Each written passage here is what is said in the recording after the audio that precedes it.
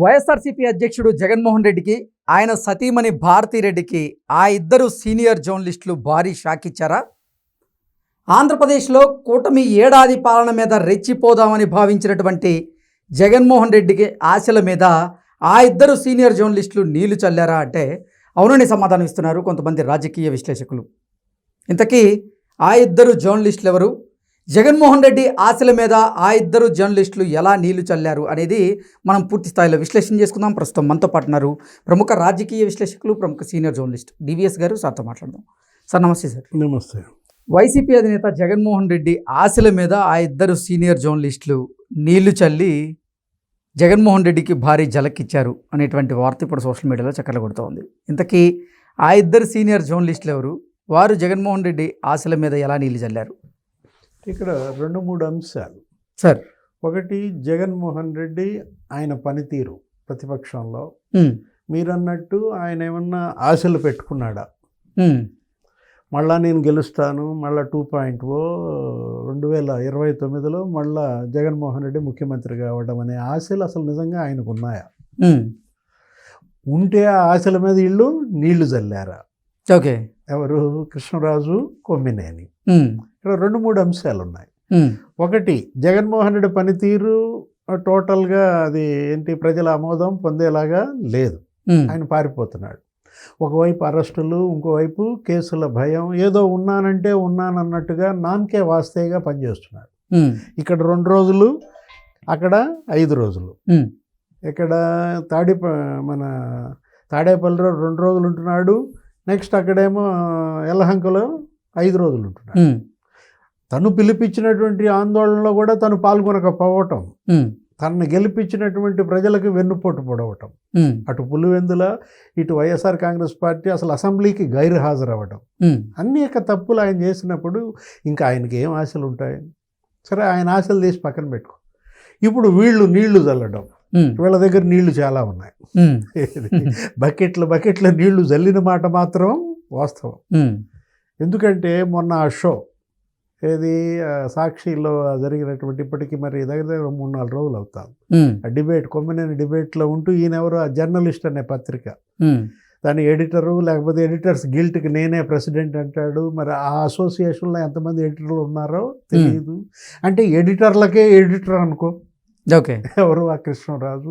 అతను అసలు మామూలుగా మేధావి ముసుగులో మరి అమరావతి దేవతల రాజధాని కాదు, అమరావతి వేశ్యల రాజధాని, అమరావతిలో వేశ్యలు ఉన్నారు, ఎయిడ్స్ పేషెంట్స్ ఎక్కువగా ఉన్నారు అన్నట్లుగా ఆయన బాంబు పేల్చారు. అంటే ఎంత బ్లండర్ అది, ఎంత వల్గర్ బ్లండర్ కాదు ఏది, ఇంకా అంతకన్నా అసభ్యం ఇంకొకటి లేదు. అసభ్యం కాదు, అశుద్ధం. ఒక రకంగా చెప్పాలంటే వాళ్ళ నోళ్ళు కాదు, కుప్పతొట్టెలు. ఏది, ఇవాళ వాళ్ళు ఆ చెత్త అంతా అక్కడ వెదజల్లడం, ఆ దుర్గంధం అంతా, దాన్ని కొమ్మినేని ఎంకరేజ్ చేయడం. ఇప్పుడు ఈ కృష్ణరాజు ఇతను ఒక ఏంటి వెంట్రుక, అతను ఏంటి, అతను ఈ మధ్య కాలంలో ఏదో ఆ డిబేట్లలో వస్తూ సాక్షి ఆయన్ని ఎంటర్టైన్ చేస్తుంది. అసలు డొక్కా మాణిక్యవర ప్రసాద్ ఈరోజు అన్న మాటలేంటి, అతను సజ్జల పేరోల్ జర్నలిస్ట్ అన్నాడు. ఏ జర్నలిస్ట్? సజ్జల పేరోల్ జర్నలిస్ట్ అన్నమాట. అంటే ఇవాళ కొమ్మినేని అతను ఆ మాట అన్నప్పుడు వెంటనే ఖండించాలి. అందరూ అంటోంది ఏంటి, గతంలో ఇంకొకటి ఇలాగే ఎవడో కాలర్ ఫోన్ చేశాడు ఆయన షోలో, లక్ష్మీపార్వతి విషయం మీద మాట్లాడాడు. లక్ష్మీపార్వతిని కొమ్మినేనితో ఉన్నప్పుడు, అమ్మ నువ్వు అప్పుడు ఎన్టీ రామారావుని అలా చేసావేంటో అంటే, ఈయన వెంటనే ఆ కాల్ కట్ చేసి ఫైర్ అయిపోయి మహిళల గురించి, వాళ్ళ ఆత్మగౌరవం గురించి, నీ ఇంట్లో మహిళలు లేరా ఇట్లా మాట్లాడిన కొమ్మినేని ఇదే మాట కృష్ణరాజుని ఎందుకు అనలేదు? ఎందుకు ఖండించలేదు? ఎందుకు ఆపలేకపోగా ఏమన్నాడు? నవ్వుకోవటం, పైపెచ్చు మీరు ఇట్లా మాట్లాడితే మీ మీద ఇంకా వాళ్ళు సోషల్ మీడియాలో ట్రోలింగ్లు చేస్తారు, జాగ్రత్త. అంటే కృష్ణరాజుని ఆయన క్షేమాన్ని అనుకుంటున్నాడు తప్ప అసలు మహిళలు, అమరావతి, పైపెచ్చు ఇంకొక ఇష్యూ ఏంటంటే వాళ్ళిద్దరూ ఆ ప్రాంతం వాళ్ళే. ఏది, కనీసం మన ప్రాంతం మీద ఆ మాత్రం మమకారం కూడా కొమ్మినేని కృష్ణరాజు చూపించలేదండి. ఇప్పుడు ఆ వేశ్యల అనే ఇష్యూ తీసుకుందాం. ఏంటి అసలు అది?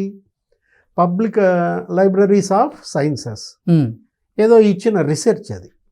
PLOS అనేది రీసెర్చ్ ఏం చేసింది? అది మొత్తం ప్రపంచవ్యాప్తంగా ఈ ఎయిడ్స్, ఈ సెక్స్ వర్కర్స్ వీటిపైన. అది ఏంటది? అది సర్వే కాదు, ఉమ్, అదొక రీసెర్చ్ పేపరు, అదేంటి చైతన్యపరిచేది, ఉమ్, ప్రజల్ని చైతన్యపరిచేది, ప్రభుత్వాన్ని హెచ్చరించేది. ఉమ్, ఈ ఈ స్పాట్స్లో ఎక్కువ ఉంది, మీరు ఇక్కడికి వెళ్ళి చెయ్యండి అని. అదేంటి, అది భారతదేశం ప్రపంచంలో నంబర్ 2 అన్నారు. ఉమ్, అందుకని నువ్వు భారతదేశాన్ని సెక్స్ వర్కర్స్ దేశం అంటావా? ఉమ్, వీళ్ళు గనక విదేశాల్లో పుట్టుంటే ఆ మాట అనేవాళ్ళు. ఉమ్, ఇప్పుడు దానిలో కూడా నువ్వు ఆ టైమ్స్ ఆఫ్ ఇండియా గురించి మాట్లాడాడు కదా, నిన్న కూడా మళ్ళా కొమ్మినేని ఏమంటాడు, ఇది టైమ్స్ ఆఫ్ ఇండియాలో వచ్చింది, మరి నన్ను తిట్టినట్టు టైమ్స్ ఆఫ్ ఇండియా అని తిట్టరేంటి అంటాడు. ఉమ్, అంటే పశ్చాత్తాపం లేదు. ఉమ్, ఈ రోజు కూడా వాళ్ళల్లో కించిత్ పశ్చాత్తాపం కూడా లేదు. అతను కృష్ణరాజు మళ్ళీ ఇంకో వీడియో విడుదల చేశాడు, ఉమ్, దాంట్లో కూడా మళ్ళీ ఇదే ఎత్తుతాడు, దీని మీదే మాట్లాడతాడు. ఉమ్, నేను చేసిన దాంట్లో తప్పులేదు. ఇప్పుడు దానిలో అసలు ఫస్ట్ ఏ స్టేట్ పేరు ఉంది, ఉమ్, ఆ హెడ్డింగ్లో కర్ణాటక, ఏపీ ఉమ్, అని మొత్తం ఇచ్చారు. ఒక 5 రాష్ట్రాల్లో 53% ఉంది. ఉమ్, 5 రాష్ట్రాల్లో 53% ఉందని 5 రాష్ట్రాలు వేసల రాష్ట్రాలు అంటారా? ఉమ్, ఇప్పుడు కర్ణాటక నెంబర్ 1 ప్లేస్లో ఉంది. వీళ్ళు కనుక కర్ణాటకలో పుట్టుంటే కర్ణాటకని వేసల రాష్ట్రం అనేవాళ్ళ? అంటే కన్నడిగులు అదృష్టవంతులు, ఉమ్, ఇట్లాంటి దరిద్రులు అక్కడ లేరు. ఉమ్, ఇప్పుడు తెలంగాణ ఉంది, ఇప్పుడు 15% పలానా దాంట్లో, 12% ఇక్కడ, 9.6% అక్కడ, ఇట్లా ఇచ్చారు. ఉమ్, ఒక ప్రాంతాన్ని చైతన్యపరచడం కోసం, ప్రజల్లో ఆరోగ్యాన్ని పెంచడం కోసం ఇచ్చినటువంటి దాన్ని వీళ్ళు దేనికి వాడుకున్నారు కృష్ణ? ఉమ్, ఆ రిపోర్ట్ని దేనికి వాడుకున్నారు? ఒక ప్రాంతం మీద ద్వేషం పుట్టించడం కోసం, ఒక చోట అభివృద్ధిని అడ్డుకట్ట వేయడం కోసం. ఇప్పుడు మోడీ వచ్చారు అక్కడికి, ఉమ్, ఆంధ్రప్రదేశ్కు 2 సార్లు వచ్చారు. మరి 3 లక్షల కోట్లతో నీకు పనులు శంకుస్థాపన, భూమి పూజ చేశారు ఏడాదిలో. మీకేంటి కన్నెర్రా, ఉమ్, కడుపుబ్బరమా? ఇప్పుడు అమరావతిలో వచ్చి ఆయన ఏం మాట్లాడాడు కృష్ణ?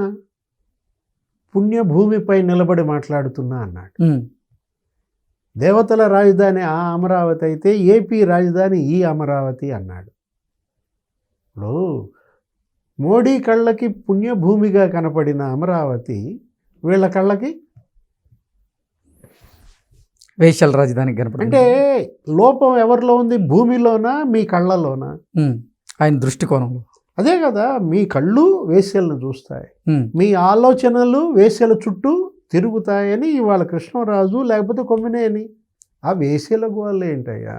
ఉమ్, ఇప్పుడు వాళ్ళు నయ్యం వీళ్ళకన్నా. ఉమ్, వాళ్ళు పొట్టకూటి కోసం వాళ్ళు ఏదో తిప్పలు పడుతున్నారు, ఏదో సంపాదించుకోవటం. పాపం వాళ్ళ పొట్టకూటి కోసం చేసే వృత్తి అది తప్పు, మనం కాదను. వాళ్ళని ఇవాళ చైతన్యపరచాలి. ఉమ్, అది వదిలేసి ఇప్పుడు మీకేం మాయరోగం? ఉమ్. మీకన్నా వాళ్ళు 1000 రెట్లు నయం అని చెప్తుంది. అందుకే అన్నమాట. ఎవరు? జగన్మోహన్ రెడ్డి ఏదో అసలు ఆంధ్రప్రదేశ్లో కూటమి ప్రభుత్వం ఏడాది పాలన మీద ఆయన దుమ్మెత్తిపోద్దాం అనుకున్నాడు, కానీ జగన్మోహన్ రెడ్డి ఆశల మీద మాత్రం వీళ్ళు నీళ్ళు చల్లారు అంటే ఏదో అనేటువంటి వార్త వస్తుంది. వెన్నుపోటు అని చెప్పి ఏదో జరిపారు మొన్న దినం. ఆ వెన్నుపోటు దినం అది కాస్త బూమ్రాంగ్ అయింది. ఉమ్, నువ్వు పొడిచిన వెన్నుపోట్ల సంగతి ఏంటని ఇదైంది. అంటే జగన్మోహన్ రెడ్డి ఇవాళ తాడు పట్టుకున్న పామై గరుస్తున్నాయి. ఉమ్, ఆయనకు అన్ని మిస్ఫైర్ అవుతున్నాయి.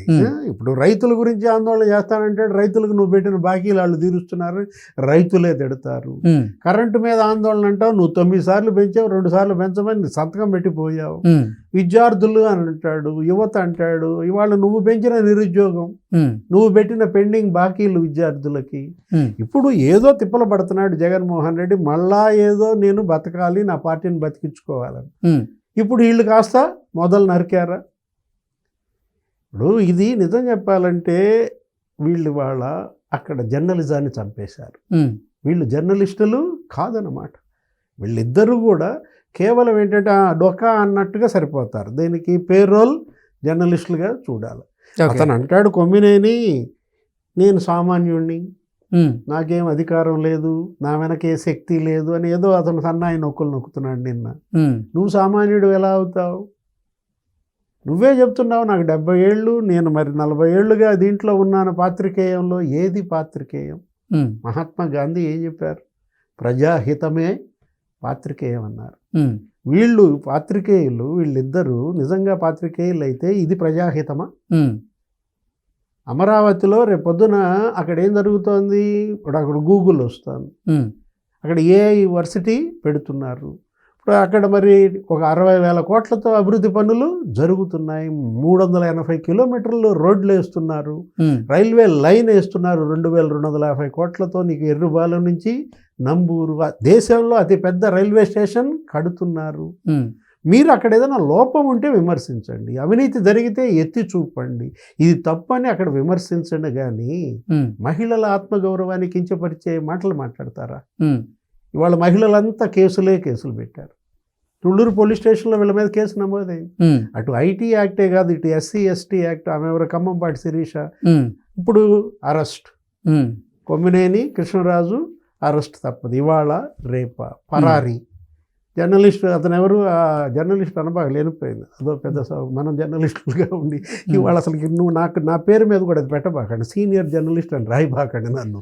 ఏది వాళ్ళు అరెస్ట్ అయ్యేదాకా అంటే జర్నలిజానికి జర్నలిస్టులకే కలంకం అంతే కదా, నన్ను అనలిస్ట్గా పెట్టండి దయచేసి. ఎందుకంటే ఇప్పుడు ఇవాళ నేను కూడా మార్పించుకుంటా సార్, అనలిస్టులుగా మారిపోవటం బెస్ట్ అనమాట. ఇలాంటి వాళ్ళు జర్నలిస్టులా అంటే ఇప్పుడు కొమ్మినేని కృష్ణరాజు పరారియా? కృష్ణరాజు ఇల్లు తాళం వేసిందంట, అయోధ్యనగర్లోనే ఇక్కడ ఉంటాడు విజయవాడ. మొత్తం ఇల్లు ముట్టడించడానికి ఈ మహిళలంతా పడ్డారు, రైతులు పరారీ. మొన్నటిదాకానేమో మాజీ మంత్రులు పరారీ అనుకున్నాం, కాకాని గోవర్ధన్ రెడ్డిని పట్టుకొచ్చారు ఏదో ఒక 2 నెలలు పరారీలో ఉంటే. మాజీ ఎమ్మెల్యేలు పరారీ అనుకున్నాం, ఏది కొడాల నానియో లేకపోతే పిన్నెల్లి రామకృష్ణారెడ్డి, మొత్తం పరారీలు అవుతున్న పరిస్థితుల్లో ఇప్పుడు జర్నలిస్టులు పరారీయా? ఎప్పుడన్నా విన్నావా? ఏ జర్నలిస్ట్ అన్నా పరారీ అయ్యాడా? అంటే తప్పు, వీళ్ళు చేసింది తప్పు, బ్లండర్ అనమాట. వీళ్ళు శిక్షార్హులు, వీళ్ళు అసలు సోషల్ బాయ్కాట్ చేయాలి, వీళ్ళని వెలివేయాలి, సమాజం నుంచి ఇటువంటి వాళ్ళని బహిష్కరించాలన్నమాట. Okay sir, thank you so much. నమస్తే.